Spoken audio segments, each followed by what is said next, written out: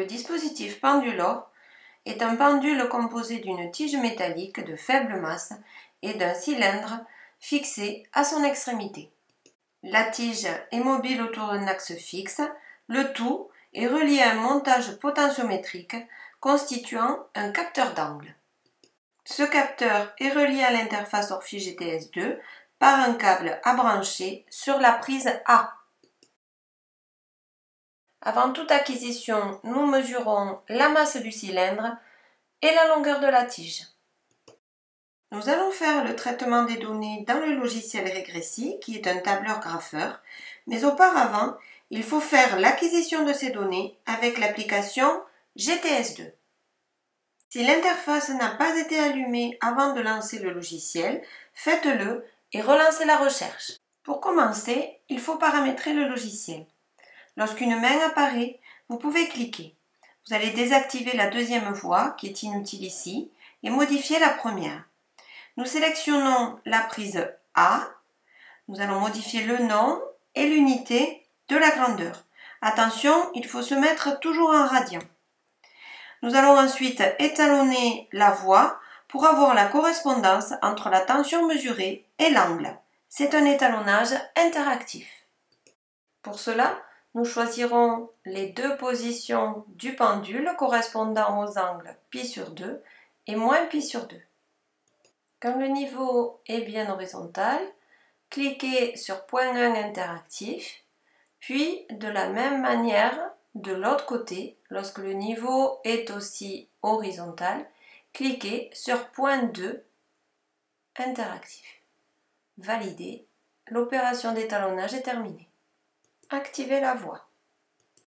Pour vérifier que tout fonctionne, déplacez le pendule de sa position d'équilibre et observez la croix rouge sur l'axe des ordonnées.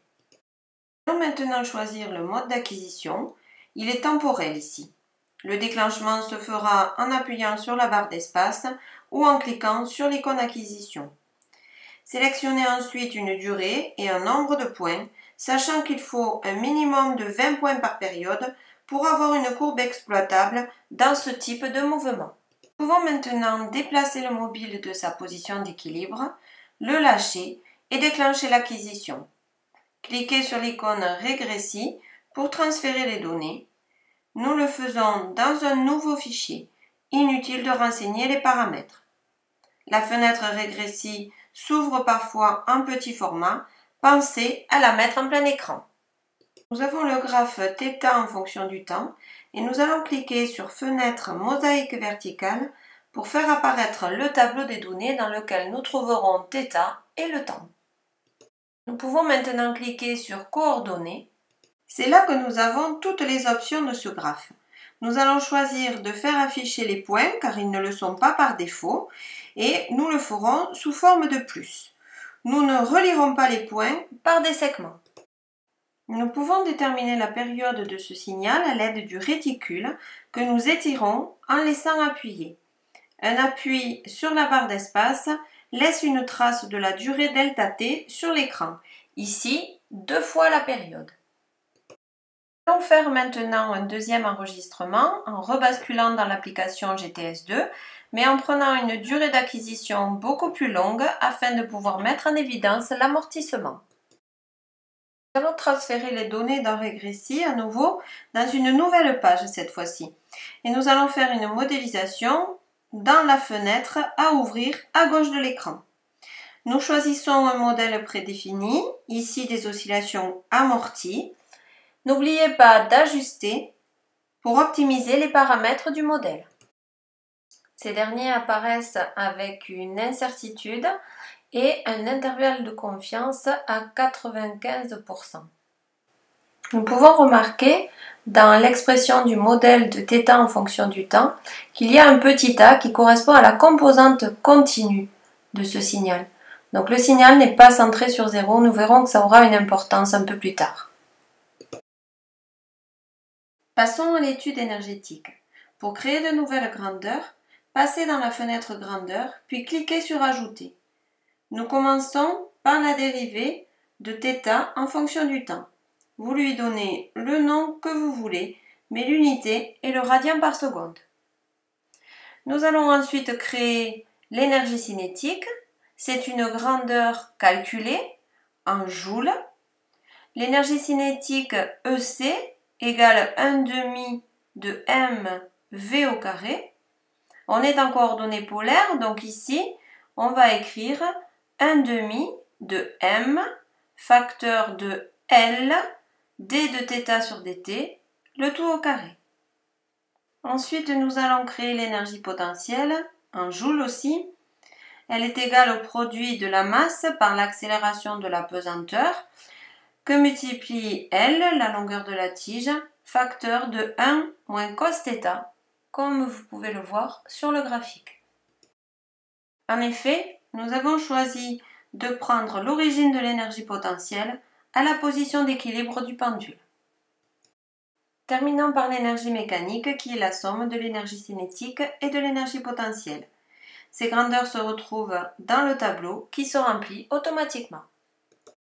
Modifions les coordonnées du graphe pour faire afficher les trois types d'énergie. Nous constatons des augmentations d'énergie, ce qui n'est pas du tout normal. Et si on regarde un peu plus près l'énergie potentielle notamment, on constate qu'il y a quelques bizarreries. On va donc lisser la courbe avec la fonction b-spline pour mieux voir ce problème. C'est au niveau des maxima d'énergie potentielle qu'il faut regarder. Le problème est identifié. Il est dû au fait que la courbe θ en fonction du temps n'est pas centrée sur 0. Il y a une composante continue, vous vous rappelez, c'est le petit a, qu'il faut retrancher à la valeur de θ dans l'expression d'énergie potentielle pour corriger ce problème. Mettre à jour la modification. Le logiciel nous indique que le petit a est un paramètre susceptible de disparaître, donc si vous refaites une modélisation, attention, tout risque d'être modifié. Affichons de nouveau toutes les énergies en modifiant les couleurs et en lissant les courbes pour une meilleure observation. Pour finir, nous faisons une dernière acquisition en augmentant l'amortissement fluide. Pour cela, nous utilisons une cuve remplie d'eau. Nous faisons une acquisition sur un temps un petit peu plus court cette fois-ci, puisque ça s'amortit assez rapidement.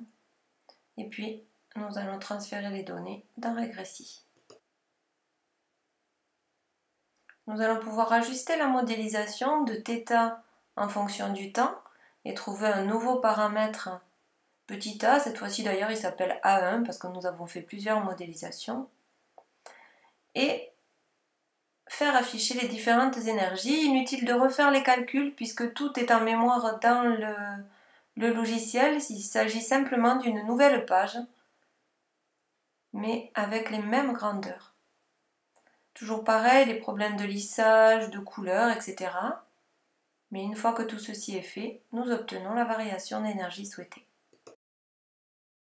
Lorsque nous revenons à l'évolution de θ en fonction du temps, nous pouvons valider l'hypothèse selon laquelle les frottements solides sont négligeables devant les frottements fluides en tentant de tracer une droite qui passe par les maxima d'amplitude de θ. C'est impossible ici. Le modèle choisi avec une enveloppe exponentielle pour θ est bien valide.